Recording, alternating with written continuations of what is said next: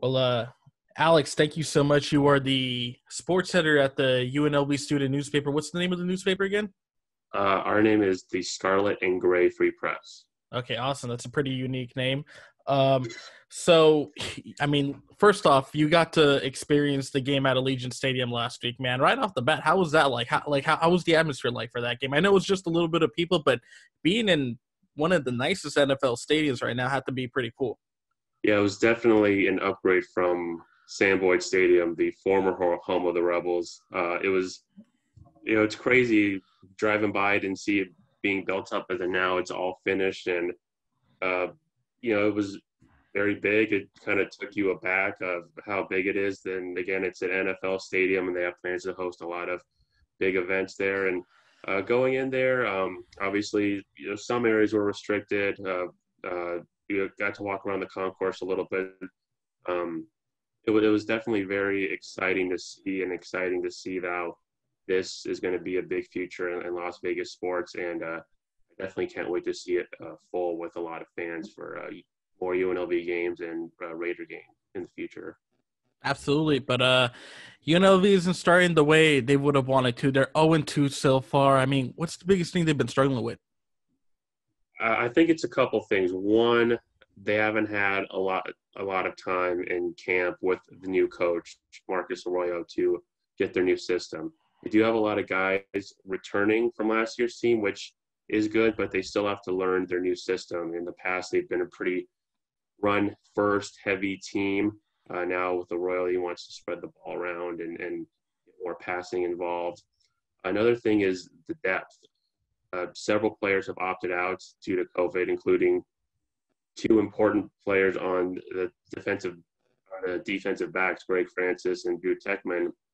And the Rebels have been thin there for a long time, so thin that Drew Techman, when he came to UNLV, he was a wide receiver at first, and then he transitioned to a defensive back in 2018. So uh, they don't have a lot of depth. They have a lot of freshmen that are playing, so that's hurt. And also offensively, they're pretty thin at receiver. Randall Grimes got suspended for the whole season for a violation of team rules. Brandon Mackay Stevenson, he's opted out. So depth has been, and then they haven't been a good football program. Only 3 winning seasons since 2000. So there's a lot that needs to be built up to get the Rebels turning in the right direction. Yeah, and like you mentioned, it's the Marcus Arroyo era now here at UNLV. I mean, he was the offensive coordinator at the University of Oregon, a pretty successful program. I know it's an 0-2 start, but what's he bringing? What are some positive things that he's bringing to the table at UNLV? He's definitely flexed his muscles in the recruiting game. He's brought in some talented recruiting classes.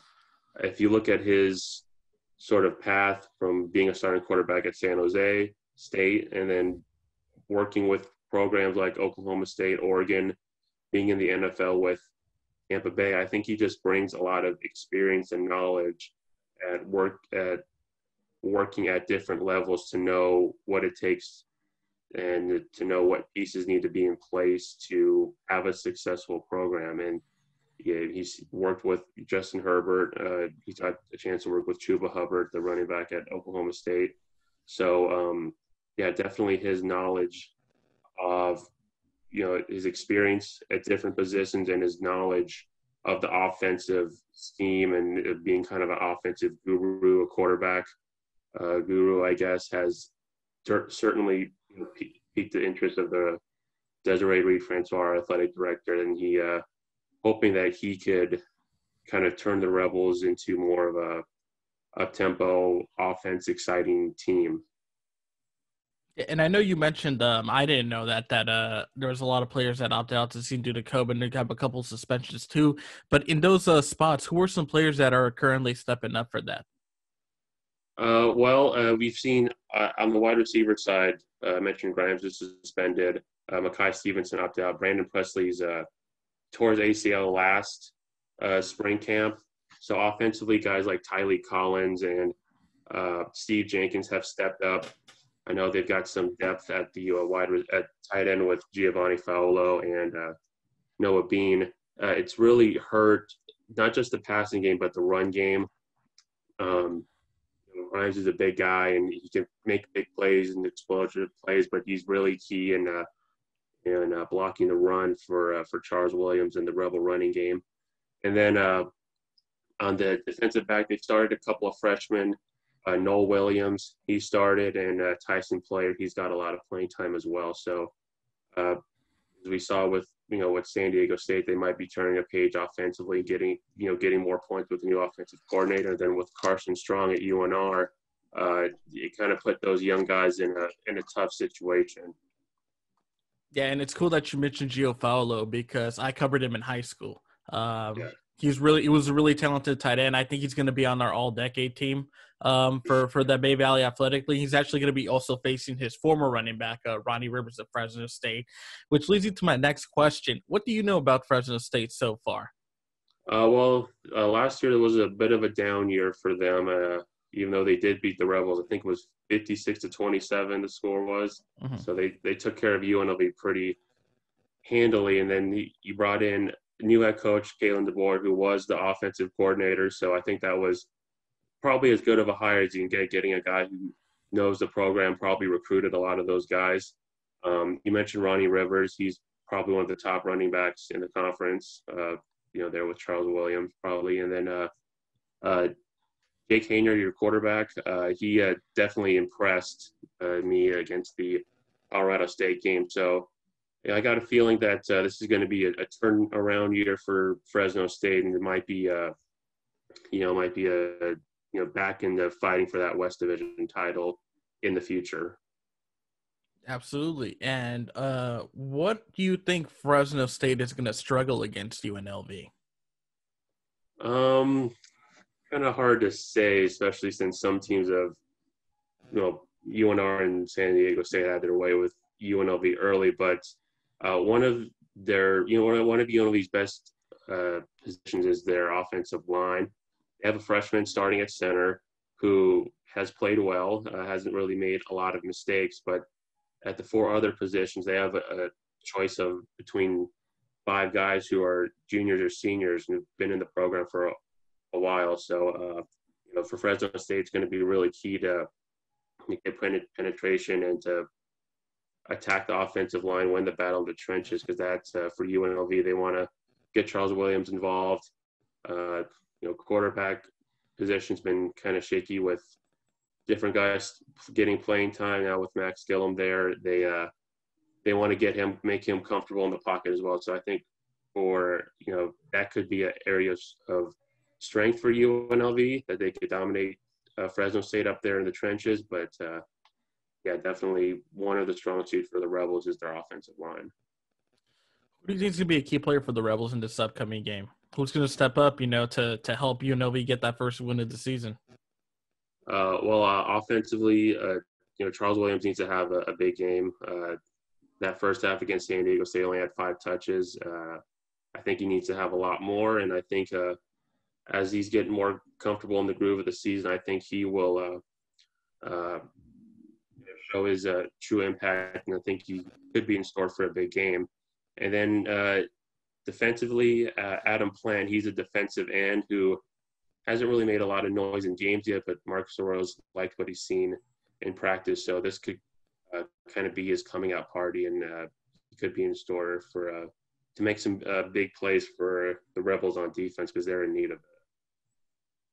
For sure. And prediction time. What do you think is going to be the score of Saturday's game? I think the Rebels are going to take another step of improvement, but I think Fresno State's going to take this one. If I pick the score, 34-23. Okay, for sure. Sounds good. Is there anything else you'd like to add or anything? I guess the quarterback battle has been pretty interesting. Max Gillum's a senior. You got Justin Rogers, who is transfer from TCU, who hasn't played a lot of college football due to injury, and a lot of people think he's going to be the future quarterback for the Rebels, but he hasn't gotten a lot of playing time. Then there's Kenyon Oblad, the local kid who played all right near the final 8 games. So that Marcus Arroyo hasn't really named a true starter. He's kind of rolling with Gillum, kind of rolling with the hot hand right now. So we'll see how that quarterback battle develops, and Rebel fans are interested to see if Rodgers or potentially Oblak could step up and show that they're the quarterback of the future for the program. You think there's advantages or any disadvantages to playing with multiple quarterbacks in the game? I think that there could be more disadvantages, especially in that first game, Oblad, he didn't really look too confident.